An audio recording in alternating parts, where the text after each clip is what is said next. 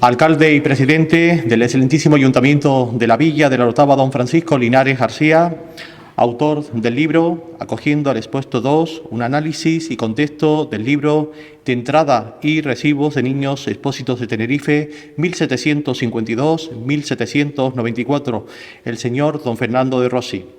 Un saludo también en esta tarde al señor don Sergio Oliva López, vicepresidente de la Sociedad de Estudios Genealógicos y Heráldicos de Canarias.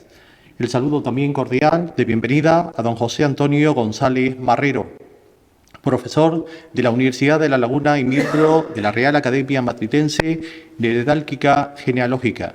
Miembros de la Corporación Municipal, señoras, señores, muy buenas tardes a todos y a todas.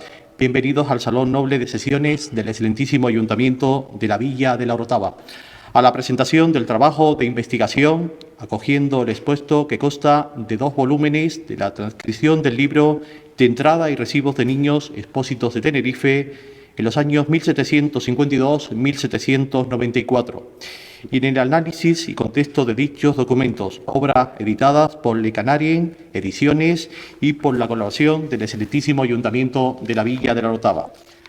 Fernando Rossi es el actual presidente de la Sociedad de Estudios Genealógicos y Heráldicos de Canarias, SEGECA, una sociedad que comenzó su andadura allá por el año 2012, cuando un grupo de entusiastas de la genealogía, una veintena de amigos y amigas, decidimos fundar la sociedad y comenzar con gran ilusión la aventura de investigar juntos. A lo largo de estos 12 años hemos visto como algunos compañeros se han quedado en el camino, en algunos casos han supuesto una pérdida irreparable, un duro revés para nuestro colectivo.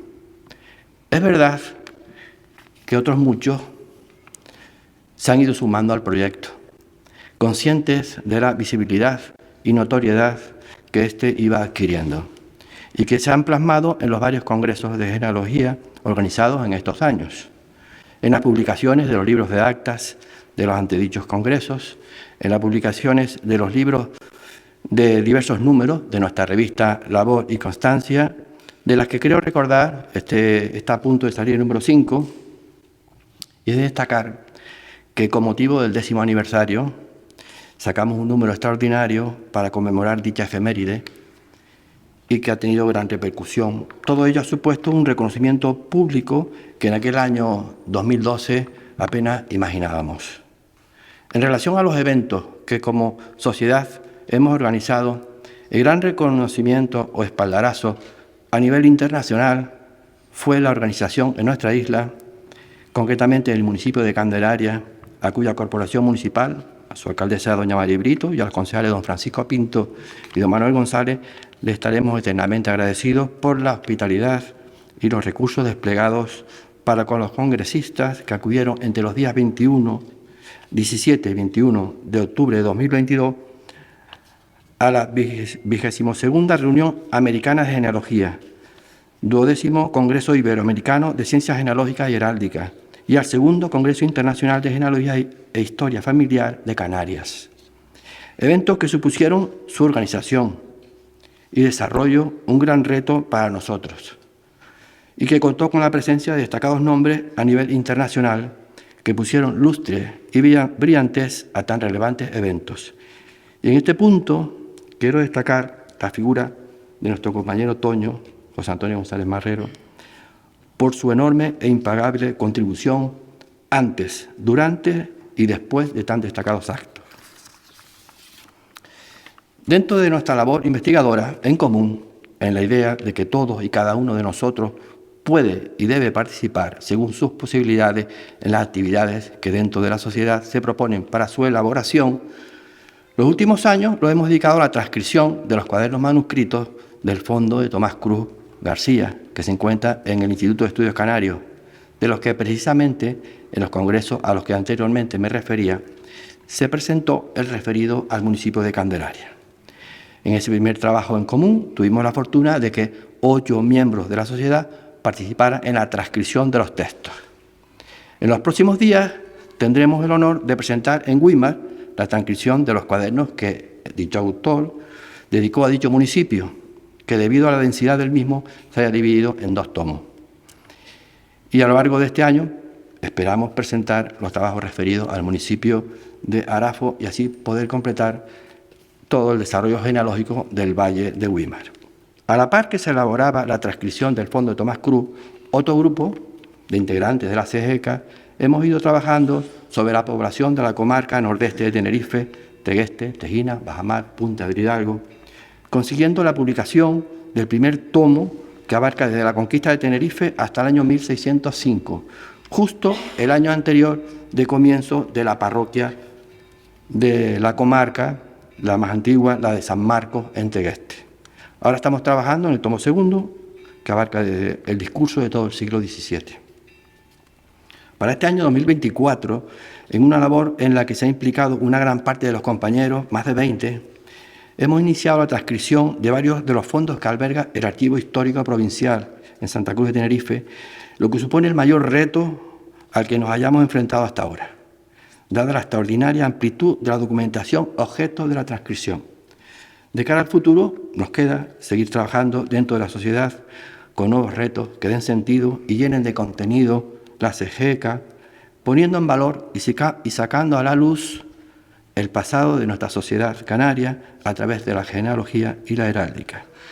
Bueno, yo voy a comenzar dando las gracias pues, a las autoridades que han hecho posible que este libro vea la luz y a Fernando por haberme permitido prologar acogiendo al expuesto, análisis y contexto del libro de entrada y recibo de niños expósitos de Tenerife 1752-1794, al que hoy damos la bienvenida en sociedad. Me van a ver que estoy mirando hacia arriba y hacia abajo, tengo las otras gafas aquí y estoy que no veo bien lo que tengo delante, pero bueno, más o menos voy a ir hablando poco a poco lo que tengo aquí.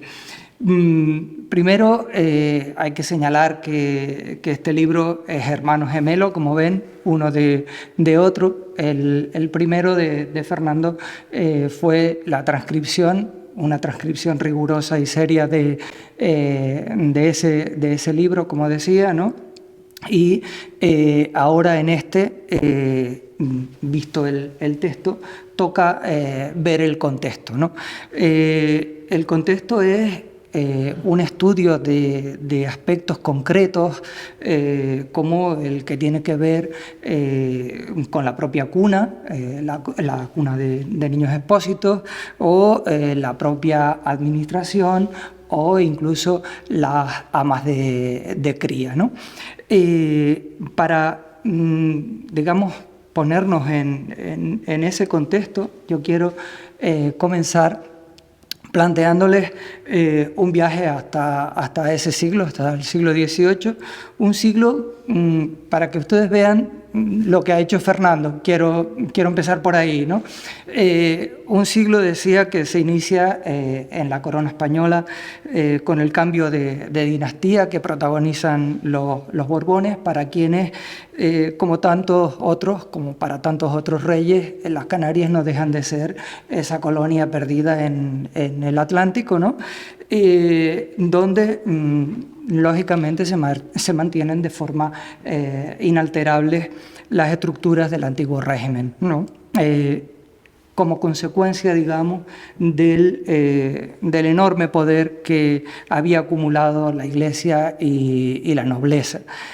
Y también como consecuencia de la incapacidad que tiene la burguesía, esa burguesía incipiente que vemos sobre todo aquí en la Orotava o vemos en la Laguna, para aliarse con el pueblo, vamos a decir el pueblo, o para atraerlo de alguna forma, incluso socialmente podríamos decir, ¿no? Por tanto, en esta variación de dinastías, en nuestras islas la mayor parte de los sectores apenas sufrió diferencias en sus miserables condiciones de vida y heredó la situación económica que habían tenido sus antepasados. Y digo económica porque social incluso llegaron a peor, ¿no? Si el siglo XVII había sido un siglo en el que se había dado, digamos, un respiro económico debido sobre todo a la venta de los vinos en el extranjero. No tenemos más que pensar en Inglaterra, o como Shakespeare, por ejemplo, es capaz de hablar de los vinos canarios, ¿no? En el siglo XVIII la población va a vivir las consecuencias, ya eran palpables a finales del siglo anterior, digo, las consecuencias de la competencia de los caldos canarios con los caldos lusitanos y españoles de otros puntos de la isla, ¿no? Está claro que la oferta vinícola de ese momento ya era lo suficientemente potente en otros lugares como para que la crisis que comenzó en el siglo XVII, a finales del siglo XVII, se marcara todavía más en nuestras islas, fuera muy dura, muy cruda, y solo en los últimos momentos del 700 la situación fue cambiando, mejorando un poco, porque además la emigración en ese momento, la emigración a América, va a servir como, digamos, como válvula de escape, ¿no? Como válvula de escape en ese equilibrio social y en ese equilibrio demográfico.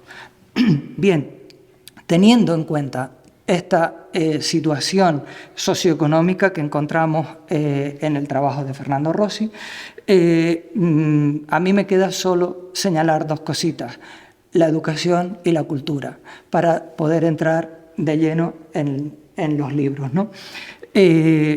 En un sistema como en el que acabo de relatar, difícilmente la educación puede recibir un tratamiento diferencial, un tratamiento definitorio, digamos, y sobre todo teniendo en cuenta que estaba en manos de esta iglesia a la que me acabo de referir, ¿no? Si la iglesia, y luego volveremos sobre esto, es la encargada de impartir educación a la población, las limitaciones impuestas por la situación económica van a hacer que la población todavía estudie menos, tenga menos acceso a esa educación, a esa cultura, y que haya muchos menos contratos para profesionales dedicados a esto, ¿no? Ello convierte a los niños, los verdaderos protagonistas de los libros de Fernando, en los primeros olvidados de la sociedad, que los va a emplear, lógicamente, como mano de obra barata, como mano de obra casi gratuita desde la infancia. Y en este marco de estudio es donde yo quiero empezar haciendo dos preguntas que considero fundamentales en el trabajo de Fernando. ¿Cuál es la importancia de estudiar estos libros? El libro de entrada y recibo de Niños Expósitos, y que revela el análisis del segundo libro que hace Fernando sobre la situación de estos niños expósitos y en esta época en concreto, ¿no? Quizás las dos respuestas se vayan... las dos preguntas se vayan respondiendo poco a poco a lo largo de lo que estoy diciendo, pero quiero partir quizás de la estructura que hace Fernando. Y en esa estructura hay un aspecto fundamental y, vamos, a mí me parece fantástico, que es tu definición en la página 86 de niño expósito, ¿no? Y lo leo literal. Dice: todo aquel niño que es recibido en la cuna después de ser expuesto, en el propio torno o en otro lugar de pública concurrencia o privado, pero siempre con la finalidad de que pudiera ser atendido. Y aquí dice: o atendido en mejores condiciones que las que le pudieran ofrecer sus familias de origen. Y por lo tanto, el término no se limita a englobar a todo aquel neonato abandonado. Es decir, no estamos solo ante niños abandonados, estamos ampliando mucho más todavía ese término para poder analizar de una manera mucho más profunda, que es lo que él hace en el segundo volumen, todos los aspectos que va a tratar. Y digo que trata de una visión detallada de la situación de los niños expósitos en esa época y proporciona una información muy valiosa sobre un segmento de la población no solo poco visible, sino, como decía antes, olvidado. Y en este sentido yo quiero destacar lo que dice él, la existencia de miles de niños de la isla, 3.000 y pico eran, 5.000 y pico, perdón, me bailan, que entre 1752 y 1794 pues pasaron del regazo materno a las manos de la caridad y Fernando en este libro resalta la importancia del libro de entrada, ¿no?, como evidencia escrita de la situación de exposición de recién nacidos y su reflejo en la actividad administrativa de la época. Como es lógico, los niños eran abandonados por diversas razones, que son pobreza, falta de recursos para su cuidado, ilegitimidad, enfermedad, incapacidad de los padres para hacerse cargo, etc. A mí me llamaron la atención algunas palabras de Fernando, dice en la página 26. En el caso de las entradas en la cuna tinerfeña no se puede sostener como argumentación mayoritaria razones de honor y sí, de forma abrumadora, incapacidad económica para sustentar a la familia, lo que nos pondría del lado de la teoría de William James Callahan, que considera que es la miseria y no la ilegitimidad la responsable de la gran cantidad de abandono. En definitiva, el ejemplo muestra cómo la situación de crisis económica a la que me llevo refiriendo durante todo este rato era un factor determinante en el abandono de los niños y cómo la teoría de Callahan puede aplicarse a la situación de esta cuna de expósitos, ¿no? El estudio que Fernando hace del libro de entrada y recibo de niños expósitos es, junto con la transcripción, un análisis de la realidad del momento, de las dificultades a las que yo me he ido refiriendo, ¿no? Esas vividas a lo largo de todo el siglo XVIII, porque proporciona información detallada de niños expósitos como edad, sexo, fecha de ingreso, procedencia, estado de salud, que parece una tontería, el nombre y en algunos casos, pero además ofrece otras cosas como las personas encargadas de su cuidado. Y aquí quiero detenerme un poquito. Las personas que se encargan del cuidado de estos niños y de la protección de estos niños son las amas de cría, ¿no? A veces también hay un personal de la institución, pero yo quiero recalcar el papel que Fernando da a un apartado en concreto que él titula de las amas de cría, ¿no? Ahí analiza cómo esas mujeres fueron fundamentales en la supervivencia de niños expósitos, ¿no? Mujeres fundamentalmente de una extracción social pobre, muy pobre, que podían amamantar y criar hasta 5 o 6 niños al mismo tiempo o a lo largo de su vida porque necesitaban un salario para salir adelante, ¿no? Y ese salario que recibían podía ser plata, pero también podía ser alimentos, fundamentalmente trigo, podían recibir, ¿no? Y lo curioso es que a medida que estos niños van creciendo, ellas van recibiendo menos cantidad. Es decir, ya lo has criado, ya lo has mantenido, ahora cobras menos, ¿no? Es tremendo leer esto y a mí me llama muchísimo la atención que estas mujeres fueran remuneradas de diversas formas, ¿no? Pero eso implica que su papel no es menos importante en esos primeros años que lo que va a ser después, como estoy diciendo, ¿no? O sea, prácticamente quedan abandonadas porque el dinero baja, ¿no? Entonces, a mí como digo, me llama muchísimo la atención y resalta sobre todo la difícil situación social en la que se encontraban estas mujeres que eran capaces de cuidar a varios niños, como digo, a la vez para ganarse la vida, ¿no? Simplemente imaginen la situación de la época, pero imaginen el deterioro de estas mujeres al final de este tiempo, ¿no?, en el que tenían que cuidar a sus hijos por los que estaban amamantando, ¿no?, además a los otros, ¿no? Como digo, me parecen terribles las condiciones a las que eran sometidas. Bueno, a Fernando le queda seguir investigando en la existencia de los llamados libros de amas de cría, si es que existen, ¿no? No se han localizado, pero ojalá que existan, porque, bueno, aunque suponemos cuál es su contenido, no se conoce. Suponemos que el contenido pues será las cuentas que tenían esas mujeres en relación con los niños expósitos que recogían, ¿no?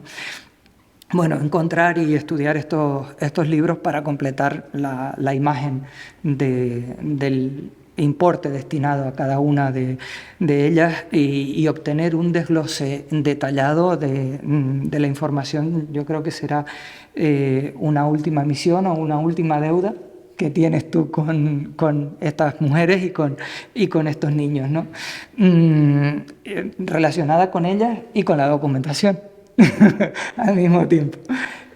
Bueno, me quedan dos cosas que decir.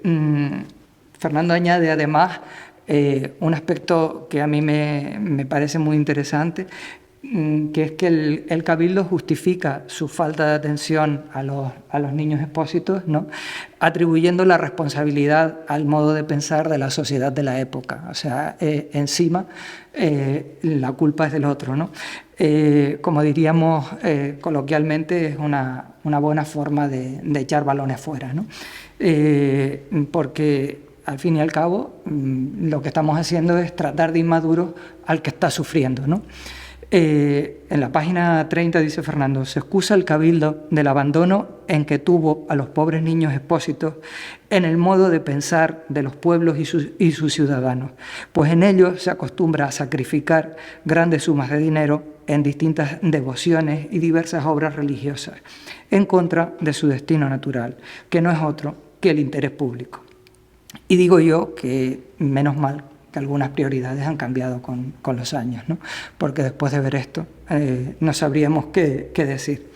Bueno, para finalizar, solo quiero decir, recalcar la importancia de la documentación, tanto para la labor genealógica y de composición de historia familiar, como la necesidad de que los investigadores presten atención a esta materia, no solo para facilitar su conocimiento, sino para que para siempre, creo que digo bien diciendo para siempre, su estudio pueda ser insertado en la historiografía de la época, porque comprender la situación de los niños expósitos nos va a llevar también a tener una visión mucho más completa y precisa de la sociedad del momento. Muchas gracias, espero haber contribuido de alguna forma a lo que me pedía presentando el libro. Gracias a todos. Este es el ejemplar, la portada del libro original que tiene el centro entre mis dos aportaciones. Un libro amplio, perfectamente muy bien conservado, con algunos restos, algunas marcas del tiempo y de algún bichito que vive o vivía en los registros, pero que nos ha permitido adentrarnos en un mundo desconocido. El libro de registro y entrada de expósito es en lo esencial, y nos lo comentaba el compañero José Antonio, un instrumento administrativo cuya función principal es llevar el control, el registro de los niños abandonados que llegaron a la cuna de expósito. Que llegaron es un término que tenemos siempre que tener en cuenta, porque no todos los niños expuestos, niños y niñas expuestas, llegaron a la cuna. Muchos de ellos, en cantidad que no podemos cuantificar, se quedaron en el camino. La labor desarrollada por esta obra pía tiene lugar en un periodo en el que aún los niños carecían de interés público cierto. Más allá de intentar mantenerlos vivos, pues habría que esperar a 1796, cuando en la novísima recopilación se determina la creación de centros similares a este que estamos hablando, y determina también las características que deberían cumplir o debían cumplir las amas de cría que fuesen seleccionadas para esta función.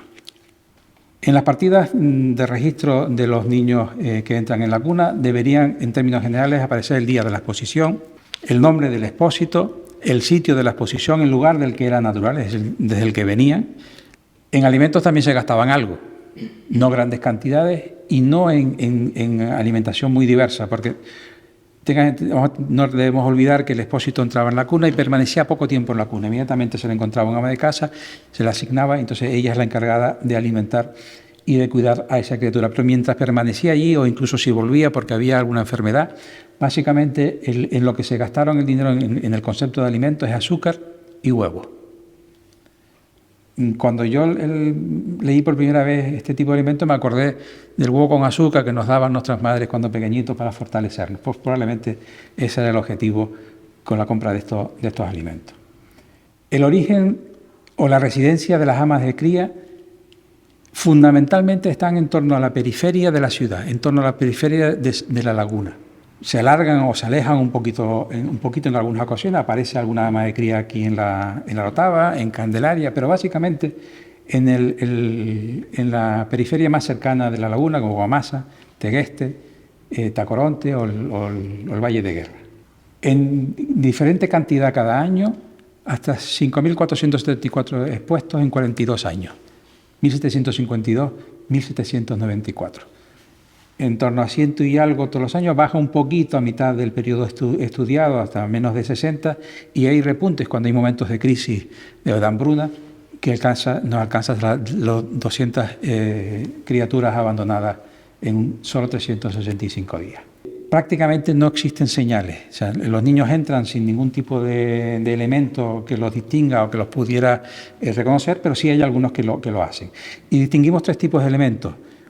Una pieza, un elemento singular, que en muchos casos es un pedazo de seda que atan a un dedo, atan a una oreja. Piensa la madre o la familia que lo abandona que eso le va a permitir en una supuesta recuperación de su criatura en un futuro más o menos inmediato, identificarlo y poder decir, este es mi hijo y me lo llevo.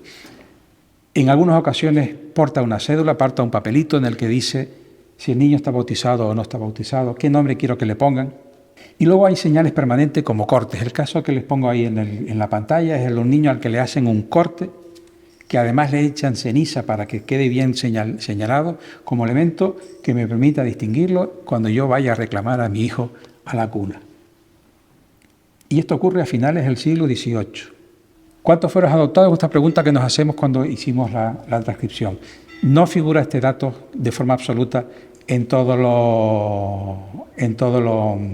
los asientos. Pero de los que conocemos sabemos que en torno a 300 niños fueron adoptados. Algunos volvieron otra vez a ingresar a la cuna. Estos niños que aparecen en el libro, ninguno de ellos lleva el apellido Expósito.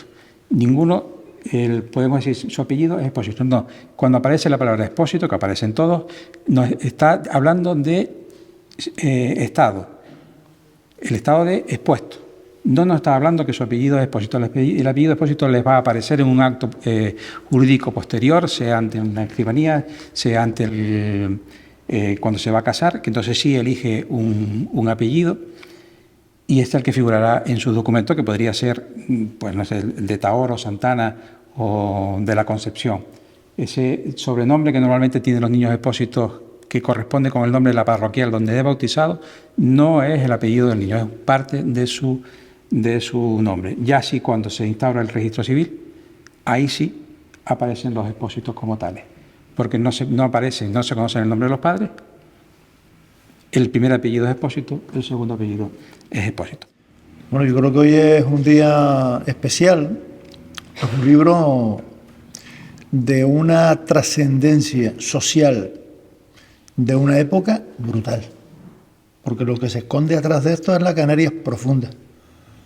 llena de analfabetismo, llena de miseria y en ocasiones llena de esclavitud. Y los números que nos ha dado Fernando de este trabajo exhaustivo, porque es un trabajo de investigación histórica exhaustivo, pues significa rescatar a más de 5.000 personas anónimas, porque estudio tan profundo como este, por lo menos que yo sepa, no hay hecho.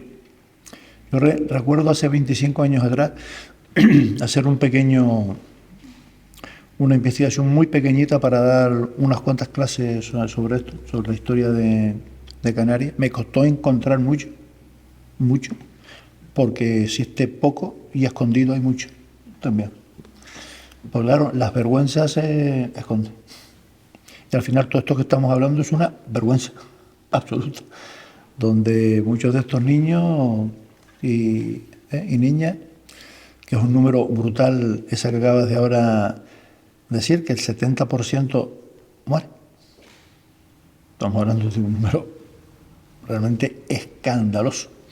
En este municipio sabemos algo de esto porque aún tenemos un torno aquí muy próximo que funcionó hasta hace relativamente poco en la historia, y al final pues hay muchas personas anónimas que fueron quitadas de en medio simplemente porque socialmente eran inadmisibles.